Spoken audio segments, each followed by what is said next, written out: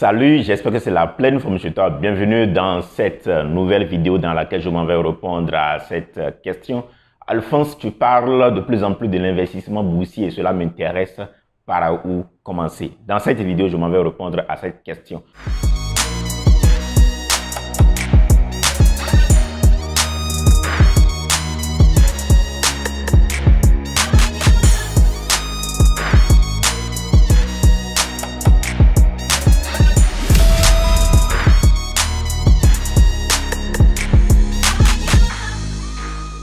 Je vais directement au but. Alors, si tu t'intéresses à l'investissement boursier, la première des choses que tu dois faire, c'est d'abord d'investir en toi. Et quand je parle d'investir en toi ici, c'est de lever ton niveau de mindset. Ton éducation financière, c'est la première des choses sur laquelle tu dois travailler. Et si tu t'intéresses à l'investissement boursier, c'est parce que simplement tu veux migrer du côté gauche du cadran du cash flow de Robert Kiyosaki pour aller vers le côté droit. Alors, si tu ne connais pas ce cadran, c'est Robert Kiyosaki qui l'a développé, qui a montré 4 différentes manières de faire de l'argent.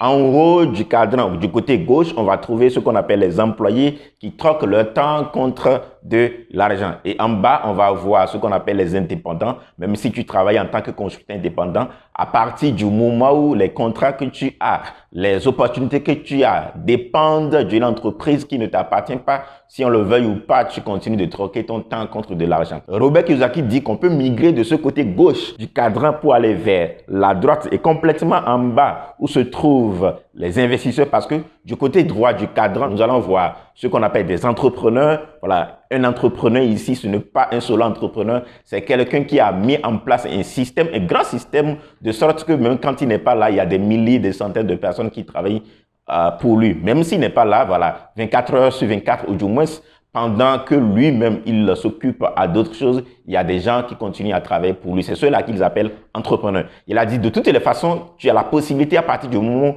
que tu investis dans ton mindset, ton éducation financière, tu as la possibilité de migrer du haut du cadran, du côté gauche pour aller vers le côté droit, vers le bas, ou encore, voilà, du côté gauche complètement en bas vers le bas. Et qu'est-ce qui peut te permettre d'y arriver? C'est de développer ton mindset et surtout éduquer ton côté financier. Alors, quand on parle de l'éducation financière ici, on peut se rendre compte que dans la plupart du temps, dans nos milieux, les gens n'ont même pas le B à bas. Le B à bas dont Robert Kiyosaki parle, par exemple, c'est le fait, si tu veux grandir sur le plan financier, il va falloir que tu prennes tout ton temps à acheter des éléments actifs. Un élément actif ici, c'est tout ce que tu peux acheter. Et lorsque tu le ramènes à la maison, on va continuer à mettre de l'argent dans ta poche. Voilà, j'ai fait pas mal de vidéos là-dessus. Et un passif, par exemple, voilà, c'est tout ce que tu ramènes à la maison et qui va demander un certain entretien. Autrement dit, il va falloir que tu mettes la main dans la poche pour pouvoir continuer à l'entretenir. On peut parler, par exemple, dans certains cas, d'un véhicule qui peut être un passif. Voilà, comme je l'ai dit, dans certains cas. Dans d'autres cas, ça peut être un actif plutôt, à partir du moment où cela te permet de continuer à gagner de l'argent une fois que tu l'as acheté. Alors, pour faire simple, pour te permettre de développer ton côté mindset financier, il va falloir que tu commences par lire un certain nombre de livres. Alors, le meilleur classique en la matière qui, moi, a révolutionné mon mindset. Et souvent, quand je suis avec des amis, on leur cause et je leur dis par exemple que construire une maison n'est pas une priorité pour moi. Je n'ai jamais dit que je suis contre ceux qui construisent des maisons. Je n'ai jamais dit que je ne vais pas construire une maison, que je vais habiter, ce que je vais quand même faire. Mais avant d'arriver à cette étape-là, je ne considère pas le fait de construire une maison à habiter, quel que soit là où vous vous trouvez sur la planète. Parce qu'il y a des gens qui souvent disent que notre contexte fait que nous sommes obligés des fois de commencer d'abord par là. Je dis non, quel que soit là où tu te trouves au niveau de la planète, le plus important, c'est de te mettre en tête qu'une maison que tu construis, par exemple, que tu vas habiter, n'est pas un actif. À partir du moment où tu peux commencer par faire cette part des choses, on peut dire simplement que tu commences par grandir sur le plan financier. Donc, en somme, par exemple, une maison que tu as construite, que tu vas habiter, n'est pas un actif, mais plutôt un passif. Voilà, j'ai réalisé une vidéo tout entière, ou bien des vidéos là-dessus, tu peux les regarder pour voir comment j'ai développé cette partie-là. Et donc, pour élever ton niveau financier en termes d'éducation, comme je te l'ai dit, la première des choses, c'est de commencer par lire un certain nombre de livres. Et comme je te l'ai dit tout à l'heure, le classique en la matière qui, moi, m'a chamboulé, qui m'a permis d'adopter une certaine habitude donnée, c'est le livre, le fameux livre Père riche, Père pauvre de Robert Kiyosaki. Voilà, ce livre n'a jamais changé, que ce soit l'audio, la version écrite. À chaque fois que j'écoute la version audio, je continue par nourrir ce côté éducation financière que j'ai. L'un des meilleurs également en la matière, et ça, on va le voir dans la suite, c'est L'homme le plus riche de Babylone, un des livres les plus impeccables en la matière parce que c'est quand tu commences par investir sur ce côté financier-là que tu peux appliquer les autres étapes dont je vais parler dans la suite pour pouvoir commencer par investir en bourse. La deuxième étape avant de commencer par investir en bourse, c'est de s'assurer que tu es libre. Quand je parle de liberté ici, ça n'a rien à voir avec la liberté financière, qui est une autre définition carrément. Être libre ici, c'est le fait de se rendre compte que tu ne dois pas de l'argent à quelqu'un, à une institution, ça peut être une banque. Voilà, supposez un instant que tu es entrepreneur et tu dois beaucoup d'argent à la banque. Ça va être beaucoup difficile pour toi de mettre de l'argent de côté et de commencer par t'intéresser par exemple à la bourse. En tout cas, ce n'est pas moi qui le dis, je reviens toujours à ce livre, L'homme le plus riche de Babylone. Il a beaucoup plus développé. Il a dit que la première étape pour un homme de pouvoir développer et devenir riche, c'est d'abord de devenir libre. Autrement dit, si tu dois de l'argent aux gens, surtout quand c'est toi en tant qu'individu, on laisse de côté les entrepreneurs parce qu'une entreprise a besoin de l'argent pour se développer et une entreprise qui n'a pas de dette n'est pas vraiment une entreprise qui obtient de résultats. À partir du moment où tu as des dettes, ça veut dire que tu veux aller loin. Donc ça, c'est une parenthèse. Maintenant, quand tu es un individu, la première des choses à faire, c'est de t'assurer que tu n'as pas de dettes. Autrement dit, même si tu as des dettes, il va falloir les rembourser. C'est le livre L'homme le plus riche de Babylone qui recommande ça. J'ai réalisé une vidéo en 2020 sur les différentes étapes à suivre pour rembourser ses dettes et devenir riche après avoir remboursé ses dettes. Je te recommande vivement d'écouter cette vidéo-là. On va te mettre le lien dans la description. Alors, quand je parle de devenir libre ici, assure-toi que tout ce qui est besoin de survie, tout ce qui est besoin quotidien, tu n'es plus dans ça. Autrement dit, tu n'as pas du mal à payer le loyer, tu n'as pas du mal à survivre de façon normale. Même si lorsque j'utilise le mot survivre, c'est un peu fort. À vivre de façon normale. Parce qu'avant de penser à l'investissement, il va falloir quand même que tu arrives à t'en sortir plus ou moins de façon normale. En tout cas, le nécessaire qu'il te faut pour ne pas avoir à jouer par la suite avec des émotions quand tu vas commencer par mettre de l'argent de côté pour investir. Donc, assure-toi que lorsque tu as un problème de santé, tu ne vas pas aller prêter de l'argent avant de subvenir à ces besoins-là. Voilà, que tu n'as pas besoin de prêter de l'argent avant de manger. C'est-à-dire, comme je le dis, le nécessaire, payer le loyer, voilà, subvenir à ton éducation parce qu'il va falloir continuer à acheter des livres, des formations pour pouvoir développer ce côté financier dont on a parlé tout à l'heure. Si tu as une famille, tu as une femme, tu as des enfants, tu arrives à assurer leur scolarité. Ce côté, c'est la moindre des choses parce que avant de penser investissement, avant de penser développement, avant de penser richesse, il va falloir d'abord assurer le nécessaire. Donc, j'en ai cité quelques-uns. C'est très capital avant de passer à la phase suivante. L'étape suivante, une fois que tu t'es assuré que tu arrives à gérer le quotidien, comme je l'ai dit, de façon, plus ou moins normale, l'étape qui va suivre, c'est de sécuriser plus ou moins 6 mois d'avance de cette manière de vivre de façon normale. Autrement dit, il va falloir que tu bloques sur un compte. Ça, on ne le touche pas. J'ai l'habitude de le dire. Parfois, quand je le dis auprès de certaines personnes, ils sont choqués. Même si ta maman vient, ton papa vient pour dire qu'il a un souci de santé, cet argent, on ne le touche pas. C'est l'argent de sécurité. Autrement dit, supposons un instant que tu arrives, tes dépenses mensuelles sont autour de $1000. Je donne juste un exemple, ça dépend de ton niveau de vie, sont autour de $1000 chaque mois pour subvenir à tes besoins. Comme je l'ai dit tout à l'heure, tu arrives à dépenser environ $1000, il va falloir que tu aies quelque part. Et surtout si tu vis en Afrique, c'est très important. Sous d'autres cieux, les gens trouvent facilement des opportunités d'emploi, des opportunités de consultation indépendante. Mais quand tu es de l'autre côté de l'Afrique et que tu comptes investir en bourse, parce que tu comprendras tout à l'heure pourquoi je parle de sécurité, parce que quand on parle de la bourse, c'est une question d'émotion. Donc, il va falloir que tu aies sur un compte bloqué environ 6 mois. Autrement dit, environ $6000. Qu'est-ce que cela sous-entend?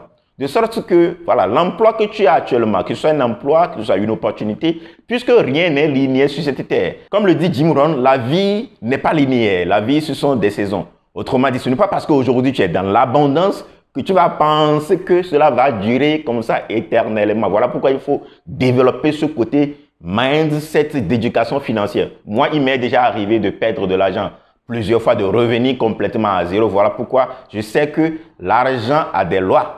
Et du coup, lorsque je le gère comme l'a décrit le livre, l'homme le plus riche de Babylone. Si tu ne sais pas le gérer, voilà, tu vas penser que de façon éternelle, tu l'auras tel que tu l'as aujourd'hui et demain, tu ne pourras pas faire face quand tu seras dans des moments de sécheresse. Donc voilà pourquoi il va falloir bloquer environ 6 mois de survie quelque part. Et quand tu vas rencontrer des blocages, tu puisses aller utiliser cet argent-là pour gérer ce qu'on n'a pas appelé tout à l'heure le quotidien, histoire de développer ou de découvrir de nouvelles opportunités. Une fois que tu as fait tout ça, l'étape suivante, la 4e étape, c'est d'apprendre à mettre de l'argent de côté. Ça, c'est très, très capital. L'épargne, l'épargne, l'épargne, l'épargne, l'épargne encore. La meilleure façon pour saisir des opportunités qui vont se présenter devant toi dans ce domaine de l'investissement boursier, c'est le fait que tu aies de l'argent quelque part. Le meilleur moyen pour y arriver, c'est d'épargner. Beaucoup pensent que c'est quand ils vont commencer par gagner 10 000 $ par mois, 5 000 $ par mois, 4 000 $ par mois qu'ils vont commencer par mettre de l'argent de côté. Et que je te renvoie encore vers le livre « L'homme le plus riche de Babylone », un des classiques en la matière, comme je l'ai dit, qui a mis en place un certain nombre de stratégies pour te permettre de mettre de l'argent de côté. Ça devrait être automatique. Généralement, la plupart du temps, quand nous ramenons notre salaire à la maison, nous ramenons l'argent que nous avons gagné à la maison, nous finissons de dépenser avant de nous rendre compte que nous n'avons pas mis de l'argent de côté. Ce qui est recommandé, je ne vais pas parler dans cette vidéo de pourcentage. Habituellement, voilà, quand tu es au début et que tu démarres, la plupart du temps, les gens vont te recommander de mettre environ un certain 10% de côté. Vous voyez pourquoi j'ai mis l'épargne au niveau de la 4e étape? C'est parce que je me suis assuré que tu as remboursé tes dettes, tu es arrivé à mettre, c'est l'épargne qui t'a permis de mettre un peu d'argent de côté pour assurer les 6 mois dont on a parlé. C'est la même épargne qui va te permettre de saisir les opportunités par la suite. Et la plupart du temps, les gens vont vous recommander environ 10%. Mais à mesure que vous avancez et que vous vous assurez que vous gagnez davantage d'argent et que voilà, vous avez créé pas mal d'éléments actifs qui continuent de vous mettre de l'argent de côté, dans la poche plutôt, vous pouvez progressivement aller à 30%. Il y a des gens actuellement, lorsqu'ils gagnent de l'argent, ils mettent environ 60% de côté et dépensent environ 40%. Cela va dépendre après tout de votre situation. La chose la plus importante, c'est de vous assurer que vous avez mis de côté d'abord avant de commencer par dépenser, avant de commencer par l'utiliser pour des investissements et autres. Et une fois que vous avez de l'épargne, la chose la plus importante, vous êtes prêt maintenant à saisir des opportunités. Vous savez, la période dans laquelle nous trouvons actuellement, on est au début de l'année 2023 et la plupart des options en bourse, la plupart des actions en bourse ont connu, ou bien des entreprises ont connu ce qu'on va appeler un crack boursier sans précédent. Le crack dans lequel nous sommes actuellement est même criard par rapport à ce qu'on avait eu en 2020 à l'avènement du confinement, à l'avènement du Covid. Et qu'est-ce qui se passe actuellement? La plupart de ceux qui saisissent des opportunités, il y a de grandes entreprises comme Meta qui ont perdu plus de 50% de leur valeur en bourse. Tesla a perdu voilà, plus de 50% de sa valeur en bourse. Au moment où je suis en train de faire cette vidéo, il y a de grosses boîtes qui ont perdu jusqu'à 70% de leur niveau en bourse. Alors, si tu n'avais pas mis de l'argent de côté, tu ne peux pas saisir de pareilles opportunités. Donc, le meilleur moment de saisir des opportunités comme ça, qui ne se présentent la plupart du temps que peut-être 1 et 2 fois dans ta vie, c'est de mettre de l'argent de côté. Tu sais que moi, je parle de tout ce qui est comment gagner de l'argent sur Internet, par exemple, en tant que consultant indépendant.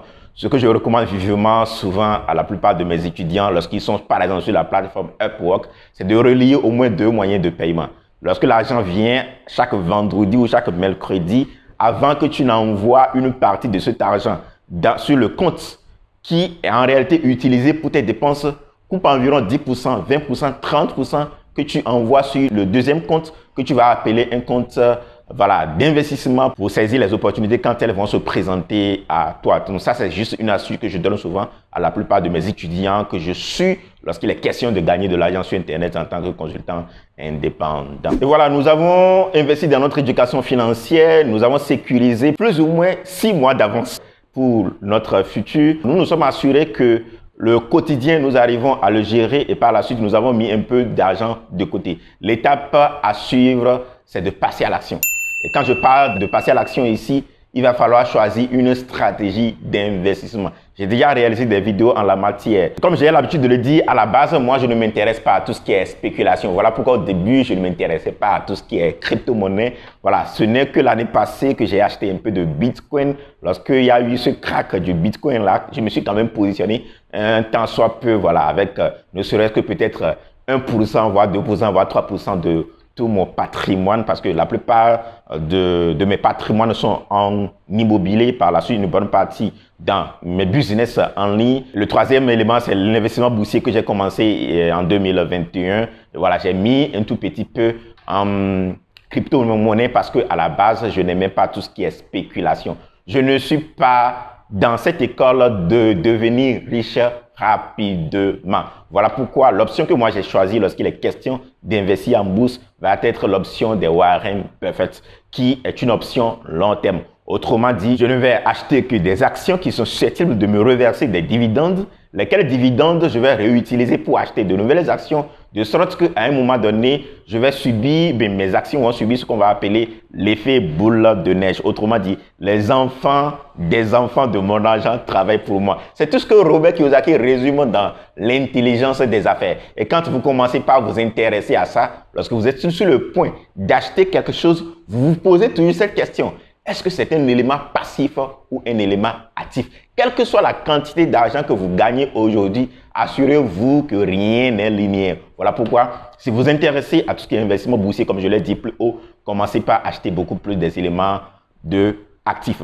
Et donc, une fois que vous avez choisi cette stratégie, j'ai réalisé des vidéos là-dessus, on va vous les mettre dans la description. Je reviendrai dans d'autres vidéos parce que j'ai décidé de partager quand même avec vous mes stratégies dans l'investissement boursier. Je reviendrai dans d'autres vidéos pour détailler quels sont les critères qu'il faut prendre en compte pour pouvoir commencer par investir en bourse. Et surtout, j'ai l'habitude de le dire, aller à l'école des gens qui ont fait déjà le parcours, qui connaissent déjà plus ou moins un temps soit peu les rouages pour que vous ne commettiez plus les mêmes erreurs qu'ils ont eu à commettre par le passé. Donc, la dernière étape, c'est de choisir une bonne stratégie et de commencer par investir progressivement. Dans d'autres vidéos, je reviendrai sur cette question. Alphonse, avec combien je peux démarrer et quels sont les critères à prendre en compte avant de choisir une action dans laquelle je vais investir?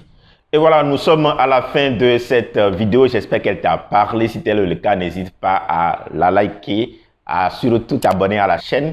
N'hésite pas à regarder dans la description. J'ai mis tout un tas de liens qui peuvent te permettre de te lancer lorsqu'il est question de commencer par gagner de l'argent sur Internet. Tu vas regarder dans la description les liens vers, par exemple, la plateforme que j'utilise lorsqu'il va être question d'investir en bourse. Voilà, la plateforme Interactive Broker, tu vas trouver le lien là. Tu vas trouver voilà, l'application ou bien la plateforme que j'utilise lorsqu'il est question, par exemple, d'acheter des crypto-monnaies. Moi, je me limite qu'au Bitcoin et à l'Ethereum. Voilà, tu vas voir. Nesto, c'est comme ça que ça s'appelle la plateforme. Tu vas voir également le lien dans la description. Et tout ce qui est banque en ligne qui vont te faciliter la tâche, Wise, j'ai mis le lien également dans la description. Et surtout, on continue d'explorer l'impossible. Thank you. Ciao.